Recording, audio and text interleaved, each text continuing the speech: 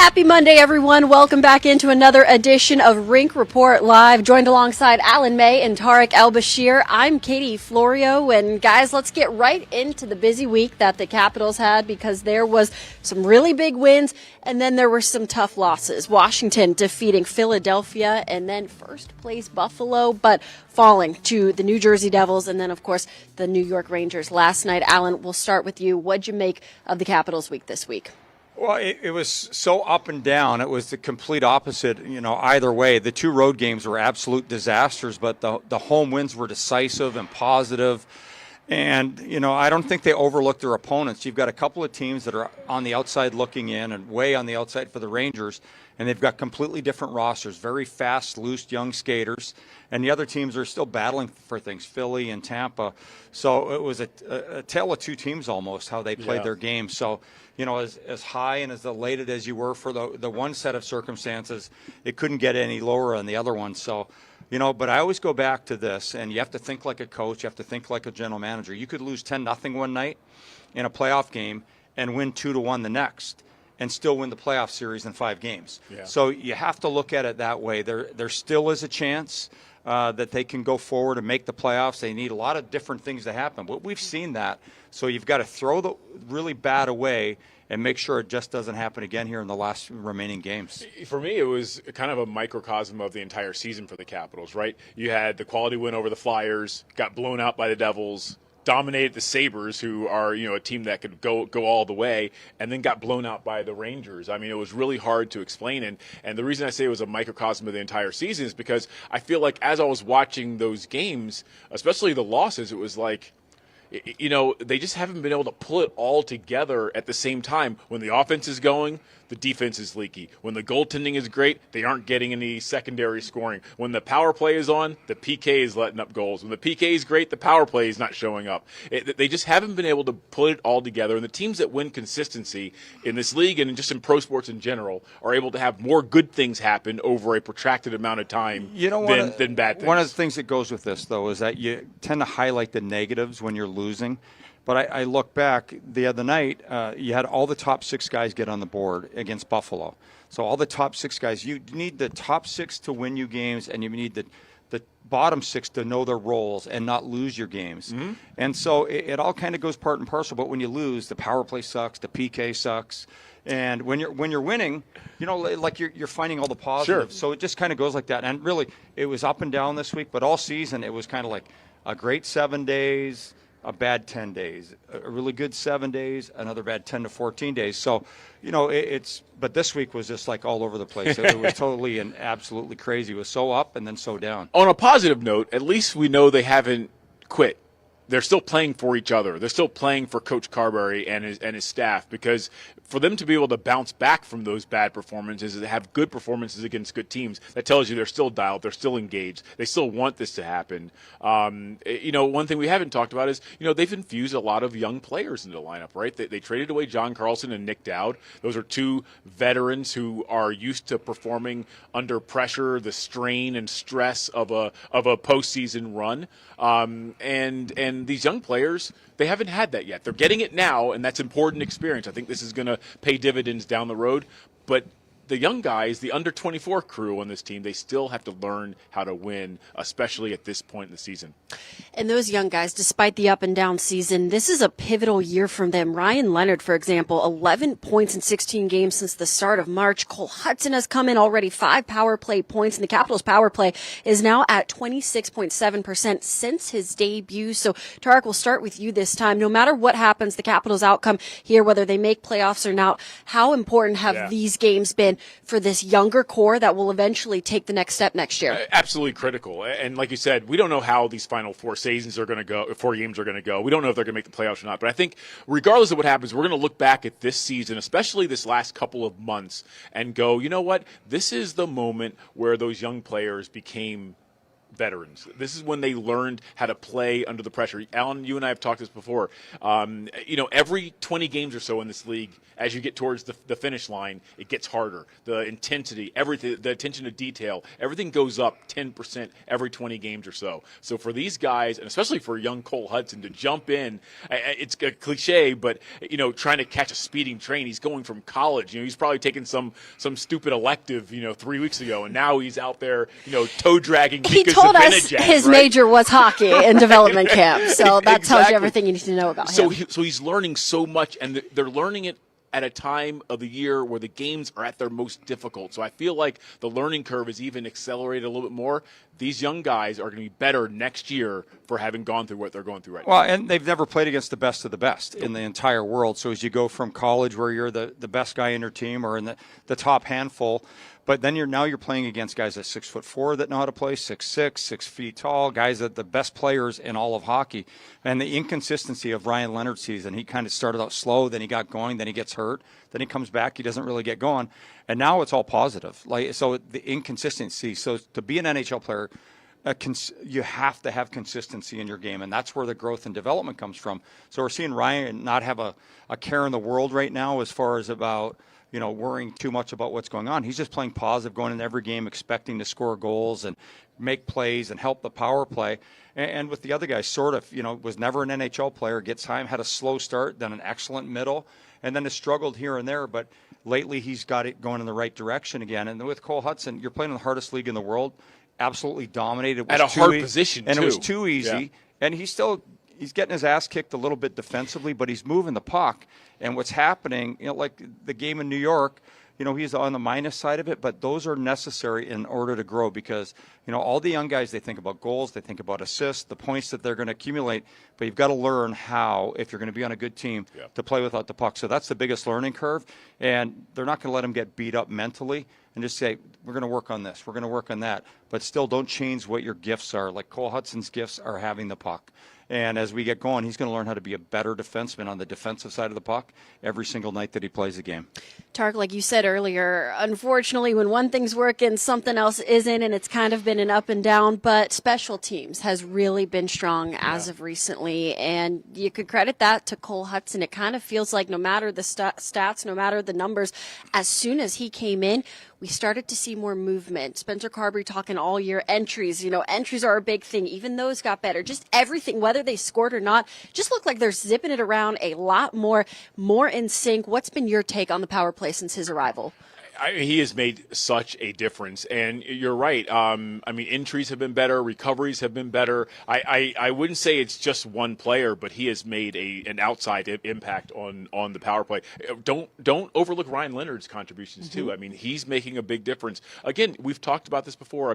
The baton or the torch, whatever you want to say, is being passed right now in real time, and these young guys with their young legs and their ebullient personalities and how they play on the ice, it's all starting to kind of come together for this young group, and I think that's part of the reason why you're seeing this power play take off here. Well, I think the biggest reason you're seeing the power play take off is you now have two units that are getting on the ice an equal amount of time. Ovi's still a fixture for 2 minutes, but at the same time, we had never seen the second power play unit start the power plays in the last 2 weeks since Cole Hudson's been here. The second unit is starting. If they're fresher, they're going with those guns, and they're putting up numbers. So now that you have two units rather than just one, and then the other one would get out there for 20 seconds and just hope to get a shot. A little internal competition, maybe? Yeah, not just that. It's just like better usage by the coaches to go with what's fresh. So if you put all your guys were just out there for a minute and a half, and then you get a power play, and they go right back on the ice, they stay on the ice, they're not going to execute. They're going to be fatigued. And now you go with the fresh young guys. So how many times has Cole Hudson's power play unit started the power play in the last 2 weeks? It's a lot, and it's made all the difference in the world. You have two different units, and then that second group goes out there, or it should be, it's the first group. They get back out there, and it's a minute and 15, a minute left in the power play. They're fresher, and they're going to execute better. Yeah, I do feel like in years past, that first unit would go out there, and then let's say things didn't go well for a $130, and then they go to change, and the puck's been cleared, and by the time Unit 2 gets out there, it takes 15 seconds to transport it down to the other end, and by then the goalie's banging a stick on the ice, and the power play's over. Well, I remember Lars Eller told me years ago, because he was on that second unit, he says, we just want to get a shot. like not a goal. They're just trying to get a shot to do something positive. So that's changed, and I think it really matters. It's critical, and that's why people have been on the Caps power play this season. You know, they were the same guys staying out there, but now that we have Katie, now that we have two distinct groups, and they're both getting fair time and equal time, it's helped the power play a lot.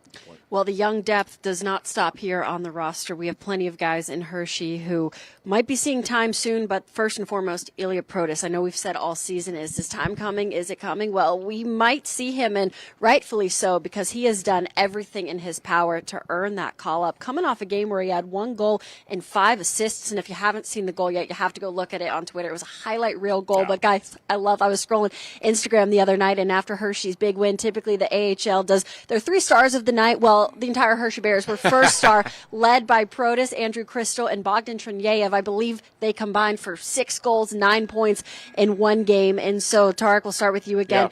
Ilya Protas, when is his time? Well, right now the Capitals are still breathing, and if you're still breathing, you still have life. And so right now the Capitals are still trying to make a push for either wild card 2 or to get in there as the third team in the Metro. So I don't think you're going to put Ilya Protas into that position before you are either mathematically eliminated, which may not happen for a couple more games, or at least to the point where you're going, okay, well now it's gone from a hill to a mountain. Let's bring this kid up for a couple of games and see what he's got. I do know that. He is the one player the Capitals right now are focused on, because they believe that starting next year, he is a guy who's going to push for a full-time spot in training camp. But if that doesn't work out, they still want to get him 20 to 40 games and start really acclimating him next year and beginning that transition to making him a full-time NHL. Yeah, well, if they put in their laptops and what happens for real is all determined how next year's team starts out and how the veteran players return. But at the same time, there's no better place to improve than in the American Hockey League. And, he went from USHL. Didn't dominate, but he dominated the Ontario Hockey League last season, and then now this year he's dominated in the American Hockey League. As a 19-year-old. Yes, and so, but if you're not good enough at the start to step into the NHL as an 18 or a 19-year-old and contribute, it's going to take time. So I'd rather see him make sure that his strength is up, his speed gets better, his on-ice decisions, his play without the puck, when it's better to bring him up so he succeeds. So overcook him. Yeah, and like, in the fan base, they keep looking at these stats. Well, the American League's not the NHL. I've seen lots of guys who dominate there and they get to the NHL and they can't play. I'm not saying that's with him, because you can't teach big. He's 6'6" or 6'7". He can skate, he makes move. But the body that we saw come on Alexei Protas, how big he was, he's twice the size almost, and he struggled in the American League at the start. And he turned into a guy that put up 30 goals. So I look at it, there's a progression. So don't ruin their confidence. Bring them up when they're ready. Don't force them in the lineup, and don't don't mess with the other guys. If they're still in the playoff hunt, more than likely he doesn't get a chance. And Hershey's trying to make the playoffs, and they're trying to make too. So that's more important that he gets another. If they could find a way to go on a run down there, he gets another 6 weeks to 2 months of hockey. That's the best thing you can do to improve, is playing a game. The off season, you're going to get stronger, but you've got to play in games to improve. And right now, he's improving on a nightly basis.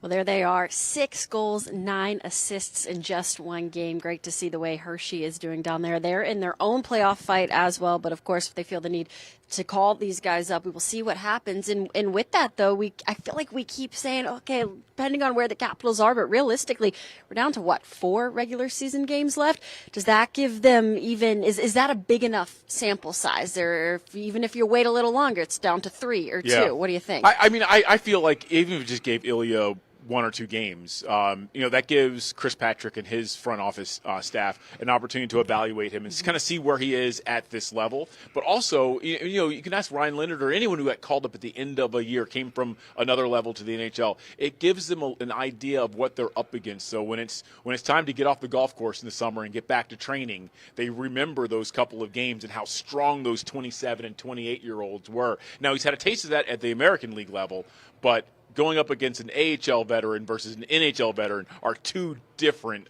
stories. Yeah, but you also want to bring them up, and they're in a position of success. So if, say, you're out of the playoffs, there's going to be guys that are kind of checked out mentally and physically, that the season takes its toll. You don't want them to come up and all of a sudden get dinged with a -3, -4, -5 in their first game. It's got to be to succeed. and you want them to come up in the best of circumstances. We've seen the Caps in years, they were going to the playoffs and they called guys up with the last 1 or 2 games, and it's not been the best effort because they're resting guys, platooning for the playoffs. So, and it hasn't really done those players a service. So it's, you win and you win and you lose at this. But at the same time, we know that he's going to be a part of the Caps' future. He's got to stay healthy. He's got to continue to improve. The weight room's going to be important for him in the offseason, continuing to work on his skating. And he's got a great role model in his brother who had to learn all those things. He went from the KHL and he struggled in the AHL, and it took him a while to get his game. And the best thing that happened to him and Connor McMichael was that they played in the American League playoffs and 2 long runs, and they learned the value of puck fighting, fighting for one-on-one battles, battling on the boards, the significance and the value of blocking a shot. So those are things, because if they were going to come up and play in the first and second line right away, you wouldn't be worried about those things. But since you're in the American League, you're going to have to find a way to get on a roll, whether it's the third or fourth line, and be a competent player in the National Hockey League that way as well. Well, with 4 games left in the regular season, let's take a look at the standings as of this Monday afternoon. Minnesota was able to hold off Detroit last night. That kept them at 88 points. But crazy game for sure. But Ottawa Senators move into second place in the wild card with their big win last night. And Philadelphia Flyers. That was an exciting one. Porter Martone, his first ever NHL goal, the OT winner for the Flyers, to not only put them in a wild card spot, but put them third place in the Metro Division. Now, it really is going to come down to the wire. When you look at this, Capitals still not mathematically out of this. Last night would have been a huge 2 points. But, guys, when you look at this, what are your thoughts as we are down to the final week? I mean, my thoughts are the salary cap has done exactly what they hoped it was going to do, which is bring everyone together. I mean, if you're the NHL, if you're Gary Bettman, I mean, this is exactly what you wanted that hard cap for, and that was to make sure that all the teams in that last 2 weeks of the season were competing for a playoff spot. Now, I know the Western Conference is a different story, but in the Eastern Conference, I mean, how exciting is this? If you're a Caps fan, yeah, you're a little miffed about last night's performance in New York, but you're still excited when you get up this morning. Hey, we still got a chance. 4 games left to go. I'll let you go here, Alan, but at the same time, it concerns me that 3 of those 4 games are on the road. Yes. And we all know the Caps have not been good on the road. But they were good on the road at the start of the year, and it was the last month or so that they started losing road games. Yeah. So it's cyclical how teams play. They go, like I said, 1 week good, 1 week bad. Yeah. The really good teams is 2 and 3 weeks good, and then a week bad where they're come to Jesus again. And then you look at it, but you take this an example. People are talking about the West not being strong. It's still incredible, and there's still so many good teams. Look what the Vancouver Canucks have been able to do to get the Caps this season. And then twice. You look at last week. They go into Colorado, the last place team in the league against the first place team in the league. The last place team scores 8 goals on the road and beats the best team in the hockey right now you go by the standings. So, you've got lesser teams in that league, and you've got greater, like top heavy and then bottom heavy. So on this side, it's been a battle every night, and it's cyclical. One season they're going to be talking about the Eastern and the Metro, or Eastern and the Atlantic. What did Connor McDavid call the Pacific a pillow fight? And now it's so overused. It's so overused because you know what? One of those pillow fight teams could very well go on and win the Stanley Cup, because we look back to Los Angeles about a decade ago. They barely get in the playoffs. They play the top 4 teams in the National Hockey League, the best remaining seed, and they win the Stanley Cup. So it's just a matter of getting on a roll, being positive. So the Capitals, whether it's road games or home games, you've got to win your game no matter where it's at. What a season it has been. And someone that knows the entire league very well, ESPN's Emily Kaplan. John Walton had the chance to catch up with her in New York yesterday. All right, thanks, guys. Yeah, chatting here with Emily Kaplan from ESPN, and this playoff race is crazy. Getting down to the final week of the regular season, and there's really not a whole lot in the Eastern Conference that's been decided, except the Capitals are still hanging around. I don't know that we would have thought that 2 weeks ago. I definitely would not have thought that. I remember we had the game against Boston right after the trade deadline, and Spencer Carberry was telling us this is as much of a Game 7 as we're going to face. Like, this is Game 7 vibes. And here we are, 3 weeks later, and you're playing Game 7 after Game 7, and they just keep winning. We've had Red Wings games the last 3 weeks, and it just feels like they're one of the teams that are emblematic. Nobody wants this last spot, and in this last week of the season, who wants to go out there and get it? And we'll see if the Washington Capitals have it in them. You talk a lot with Spencer Carberry prior to games that you guys do. What is your sense of him as a coach, a person, a motivator here in his third year with the team? We've always been so impressed with him. Just the way that he carries himself, the way that he's able to communicate with us, I know is very similar to the way he's able to communicate with the team. I think that there's just a special factor that he has. It's just this it factor where he has a pulse on people. And I think that if you look at this group that he has that he's coaching, it's a wide range of personalities. It's a wide range of experience level, and he knows exactly what buttons to press. And I think that's exactly what you need in the modern NHL. Players don't need to agree with why things happen, but they need to understand why things happen. And I think he does that better than anyone else. Second time in 3 years, the Capitals do a little bit of selling at the deadline. This time it was John Carlson and Nick Dowd. And now here they are in the playoff picture, and the kids and the retooling on the fly continues.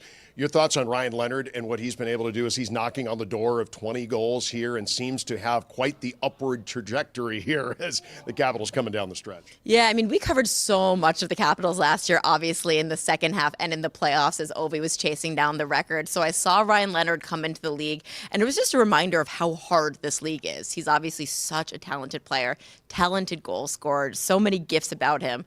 But you come to the NHL, and that's a lot different than college hockey. And so there's a little bit of a learning curve. But once he figured out how he can be his best self in this NHL, and again, credit to Spencer Carberry and his staff for probably putting him in those positions for success, confidence is there, the goals are going in, and he's going to be an absolute stud. I have so much faith in that guy that he's going to be a star in Washington for years to come. Beck Mallenstein is doing things for Buffalo and having a great year as a fourth liner there. But the draft pick acquired got the Capitals Cole Hudson. And here he is coming out of BU, and he has burst onto the scene. The power play has gotten better. What do you think about Cole Hudson? Oh, my God, that family.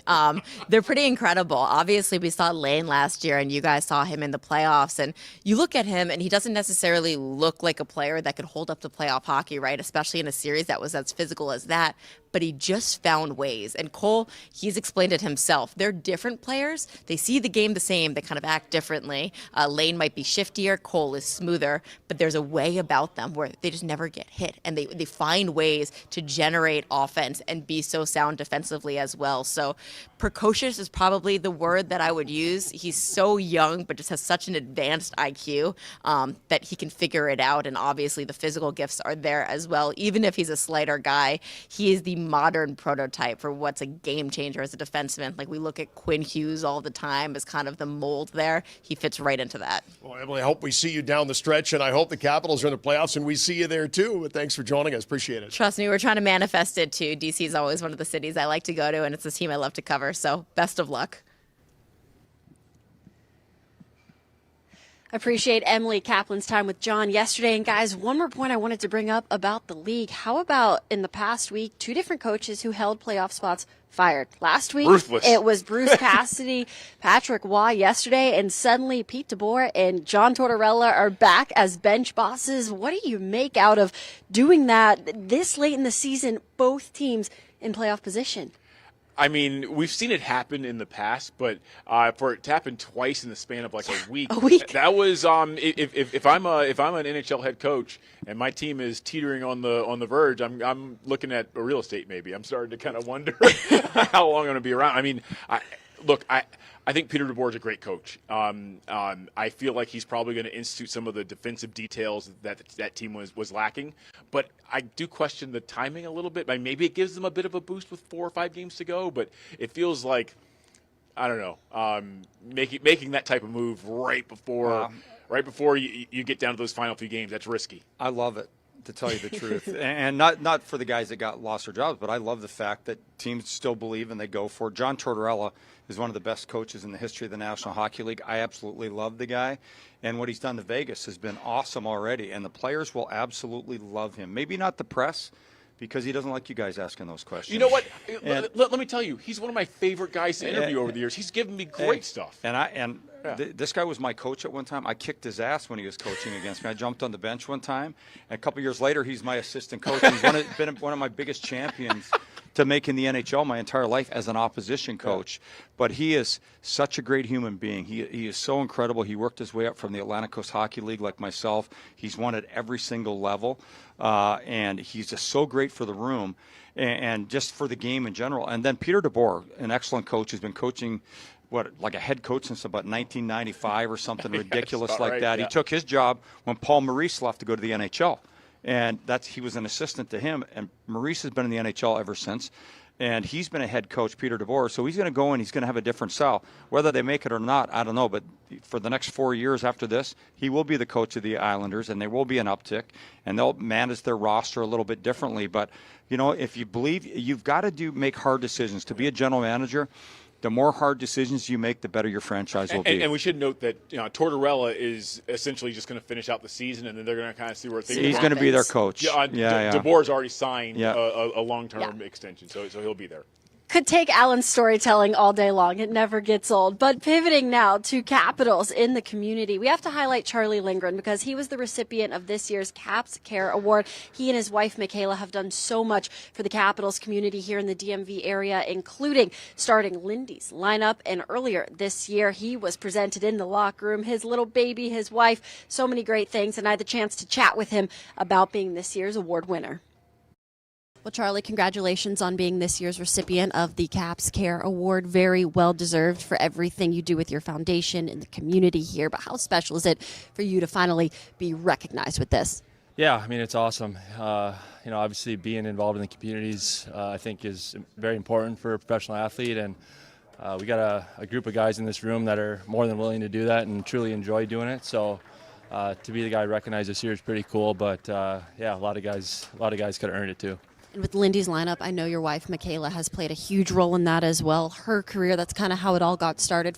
So for those who don't know, explain how that two kind of merged together. Yeah, so my wife was a occupational therapist, worked in the schools for a few years there, worked with a lot of kids that maybe had some challenges with doing, some daily things, and she loved and took a lot of pride in helping those kids out. And so I think with what I do here and the platform we have, it just it made sense to kind of merge both our passions and try to do something for the greater good of the DMV area.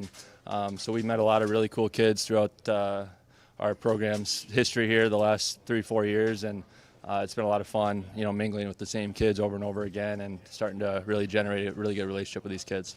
When you officially won the award and it was announced on social media, the smiles on their faces really stood out to me in the video. Everything you two have done, and we've talked about this before, but playing hockey at the highest level, it's so competitive.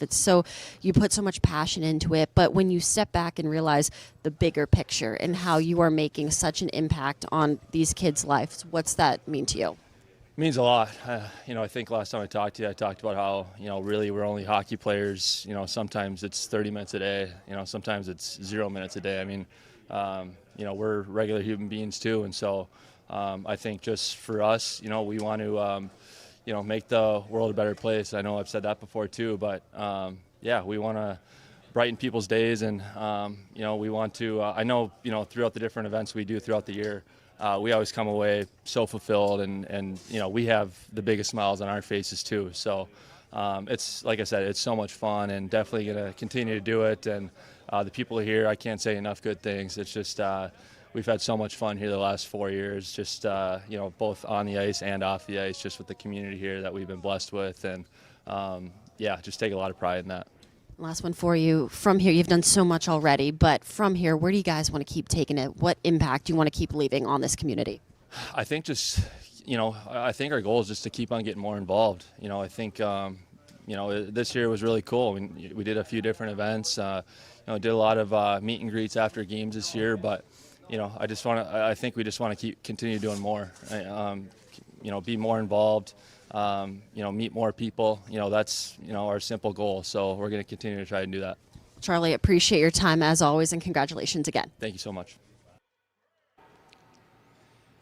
Congratulations to Charlie Lindgren. Such a wonderful person. You can tell he has such a good heart. This team absolutely loves him, and it's so incredible to see not only what he's doing, but his wife. A lot of that, as he said there, is credited to her as a occupational therapist. She's the one also coming up with ideas how they can help kids. So such a wonderful family that we are certainly glad to have on our team. But guys, our final thoughts can only be one thing today, because in case y'all woke up and didn't realize, today is April 6th. 1 year ago today, Alex Ovechkin .895, became the NHL's all-time leading goal scorer. Tarek, I want to start with you Okay. on this one because I think you had the best seat in the house. You were working rinkside for Yep. TNT that day. You got to interview him first after what a day. Take us through your thoughts in that moment. So, guys, that was the most fun I've had covering this team next to the cup clinching win in Las Vegas. So that was number 2, but it was very close number 2. And I could not have been in a better location. I was actually essentially in the Capitals like hallway that leads from the ice to the dressing room. And so I was watching it on a monitor. Mm-hmm. He scores the goal. I hear the eruption. I ran down, just instinctively grabbed my phone, and I ran down the tunnel to the Caps bench as they're spilling onto the ice. I just took my phone and I just kind of did a 360 of just all of the madness as, Ovi's now picking himself up off the ice after the belly slide. His teammates are mobbing him. And then the next coolest thing was I go back down the hallway to get ready for my interview. So I'm like, now I got to talk to Ovi.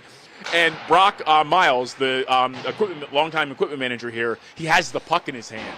And he's coming down the hallway, and he goes, Tarek, do you want to touch it? And I was like, heck yeah. So I just held it for a second. And then the authenticator comes over with his little hologram sticker, and he takes a picture, and he very carefully puts the sticker on there, and then that puck was gone. Never saw it again.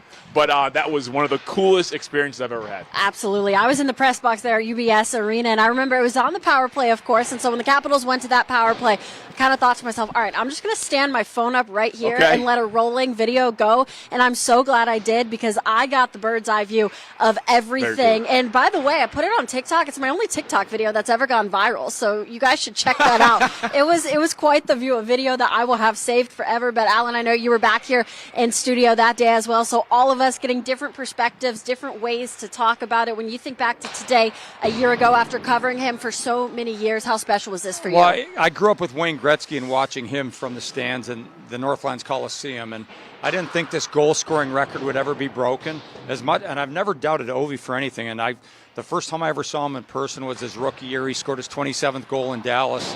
Gave my son his hockey stick after the game, first time I met him. And I couldn't believe how big he was, how large he was, how fast he skated. And to see the metamorphosis of his career, how his game has changed from being the fastest player, the most explosive player in the league, to, this big burly guy that just trundles down the ice and just still pounds the puck. And everything's different about his game. So, and he's been better in the second half of his career than his first. But it's been one surreal moment after another since hoisting the cup in Las Vegas on June 7th, 2018. And I just continue to just marvel at the guy. It was so cool to have Gretz, my favorite hockey player of all time there. Ovi, I guess they're tied. And it's just been so incredible to witness so many of the goals that he scored, the exuberance that he lives life with, how motivated it is to score for not just himself, for his teammates, and to see it that day. And, toe picking and falling down is just like on brand for Ovi, because how many times did he toe pick when no one was in sight and we're looking for a sniper, and then he does that. It's so great. It's so iconic. And hopefully it's never broken, but there's always some young kid out there watching these videos of the great ones, and one day there'll be someone challenging him for this. Everything about that day was just perfect. I mean, the celebration, like you said, toe picking, sliding on his stomach, the helmet, the visor coming down a little bit. Joby's call was amazing. I thought Ovi's speech on the ice was actually very moving and genuine and authentic. I didn't hear a lot of it in real time. I had to go back and watch it later because I was on set getting ready for an interview. But even my interview with him afterwards, so much had happened, and I thought, sometimes guys go into what I say the bubble, because they're just trying to process everything that happened. He gave me really good introspective answers in that moment, and I will always appreciate him for that, because that was one of my favorite interviews. What a ride it has been, and he has continued to produce this year, loving every minute of playing hockey with the boys. That's what he said recently. He still does it because he simply loves it. He loves the game. He loves his teammates, and it's been wonderful to see him do yet another great year here. But guys, final thoughts from you. 4 games left.